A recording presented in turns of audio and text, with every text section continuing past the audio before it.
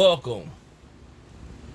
You have reached review time with Imperial, and today's review will be The Best Man, the final chapters, episodes 5 through 8. Subscribe to the channel, like the video. Merry Christmas. This video will be dropping on Christmas Day. So hope all of you is having a lot of peace and blessings with your families or within yourself. But other than that, let's get into it. So this is it. This is it. I've read an article where Malcolm, I think it's Malcolm Lee, who made, directed, written this. He's basically has nothing left for the characters, and it showed. It showed. It showed. It showed.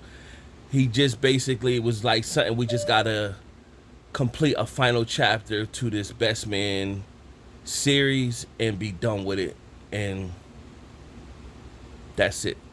And it showed. It just basically tying up some loose ends, kind of. We seen Sydney was on some spiritual journey all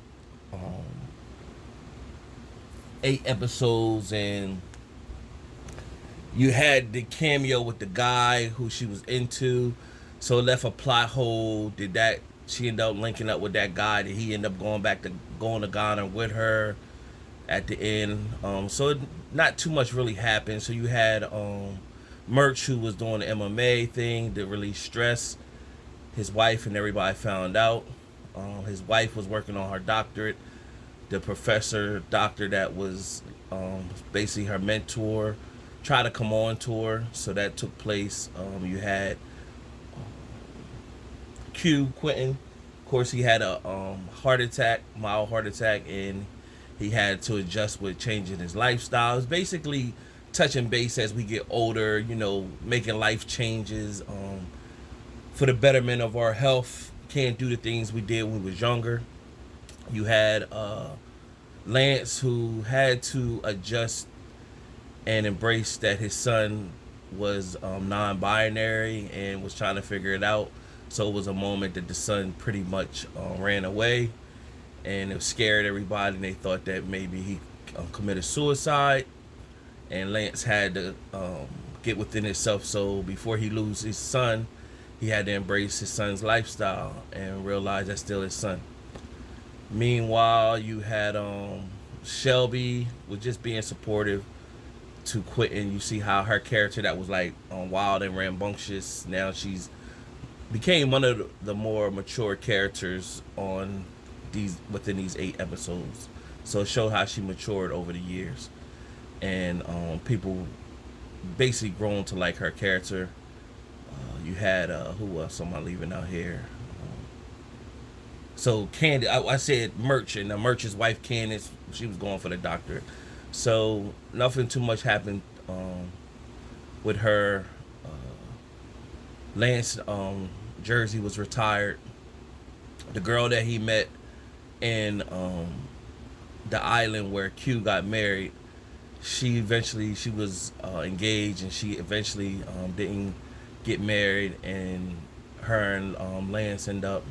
She took a job in New York, and when he had his retirement Jersey ceremony, the job she took was pretty much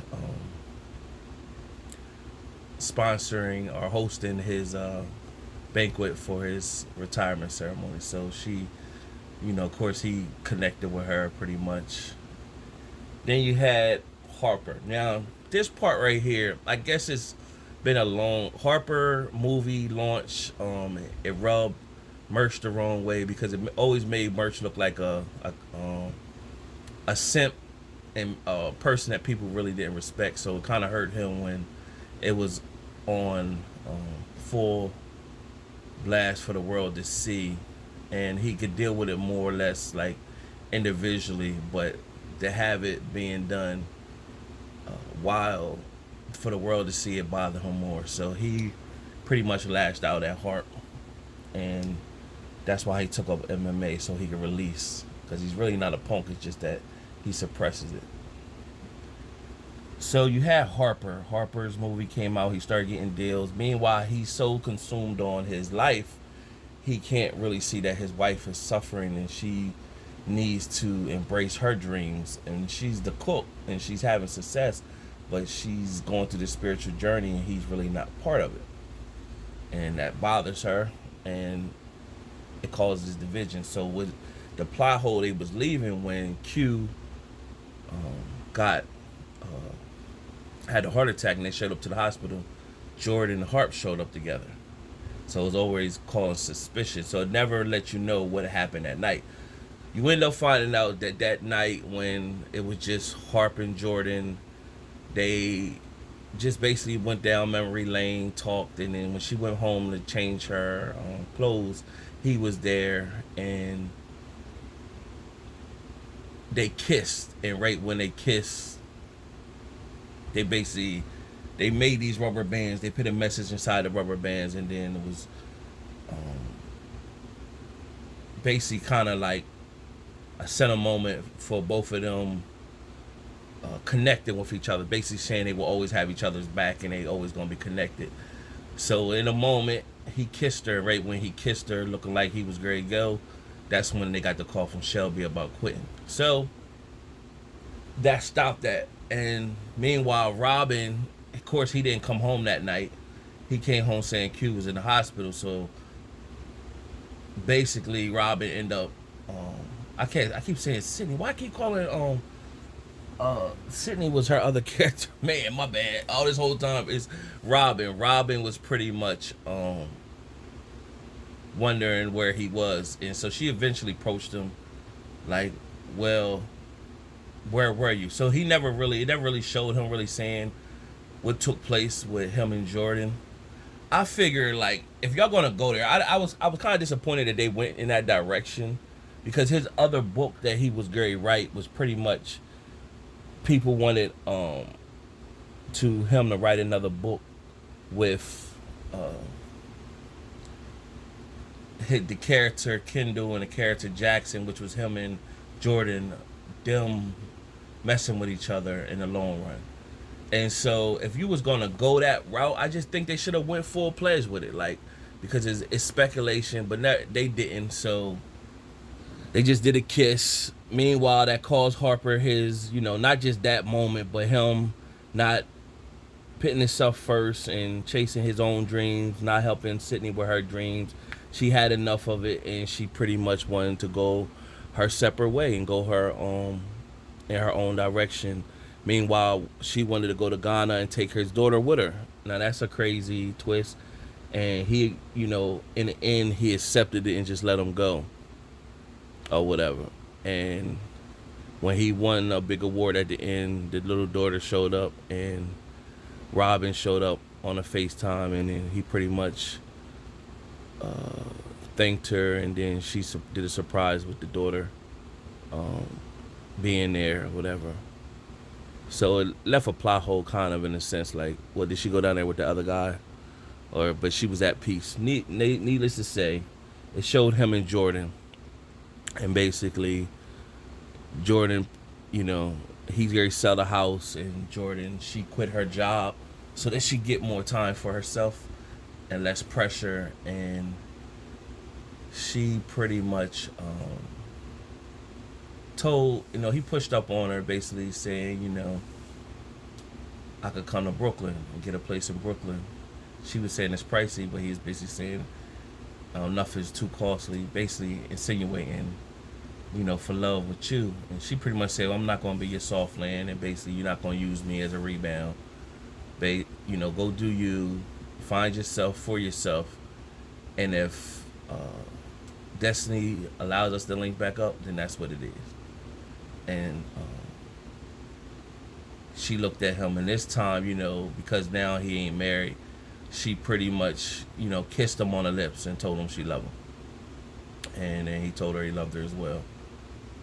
And so it left that plot hole, but it wasn't enough happening within this 8 episodes to allow you to say we want more. With it being 9 years, it could have been more done that could have definitely allowed you to say, oh, we anticipating. They could have really, even though it said they could have made a season they could have kept it going, but I think the writer, he wanted to be done with it and just move on, and stop having to, maybe it could be cost paying all the actors, or whatever. So, but I believe if they would have like really, if they would have put in like better storylines, I think this would have been a hit on Peacock, because this would have been a good platform to put it on. The cost would have been lesser doing it through streaming, and then they could have definitely got to see another season on it, because it's familiar actors and actresses that people would have been tuning in for. So, but if the writer was done, he done. And it's a good cap on, in my opinion, a successful. We could call, I guess we wouldn't call it a franchise. It is 3 movies, or 2 movies and a series off of it. So it definitely was a success, but not too much going on through 5 through 8. I basically gave you a summary. Overall, it's something to watch, but nothing to keep watching. You just watch it to see the cap, see how everything ended, and then move on. So subscribe to the channel, like the video, check my playlist. Till next time.